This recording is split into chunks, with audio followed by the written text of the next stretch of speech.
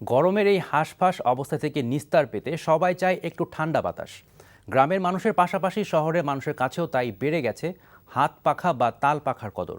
সেই সুযোগকে কাজে লাগাতে দারুণ ব্যস্ত বগুড়ার যোগীর ভবন গ্রামের মানুষ। নারী পুরুষ থেকে শুরু করে কিশোররাও জড়িয়ে আছে পাখা তৈরির কাজে। বগুড়া থেকে এমদাদুল হকের ক্যামেরায় আতিকুর রহমান সোহাগের পাঠানো রিপোর্ট। বগুড়া শহর থেকে 10 কিলোমিটার উত্তর পশ্চিমে যোগীর ভবন গ্রাম। ঐতিহ্যবাহী এই গ্রামটি একসময় পরিচিত ছিল যোগীর ভবন নামের মন্দিরের জন্য, আর এখন গ্রামটি পরিচিতি লাভ করেছে তালপাতার পাখা তৈরির কারণে। তালপাতা কিনে আমরা 5 টাকা পিস, আর তৈরি করতে খরচ হয় প্রায় 3 থেকে 4 টাকা। বিক্রি করা যায় 14 থেকে 1500 টাকা শতকরা।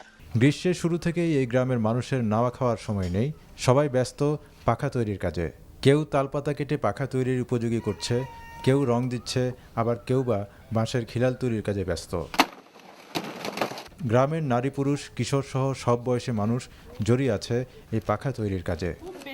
যেদিন স্কুল বন্ধ থাকে তখন আমরা পড়াশোনার পাশাপাশি এখানে অবসর সময়ের জন্য পাখা করি।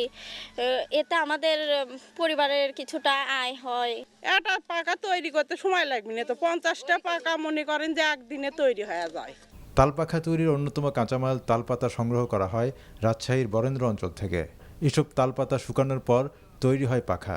আমরা বিভিন্ন জায়গায় পাকা নিয়ে চলে যাই, বিক্রি করি।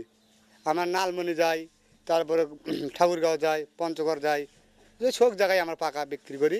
2 মাস 2.5 মাসের ব্যবসাটা মোটামুটি ভালো চলে। পাকার চাহিদা এবার বহু, মানে সেই রকম চাপ গরমের জন্যে। গরম, খুব গরম, প্রচুর গরম, কারেন্ট ঠিকমতো থাকে না। পাখা তৈরির পর নানা হাত ঘুরে চলে যায় রাজধানী সহ দেশের বিভিন্ন অঞ্চলে। NTV news desk.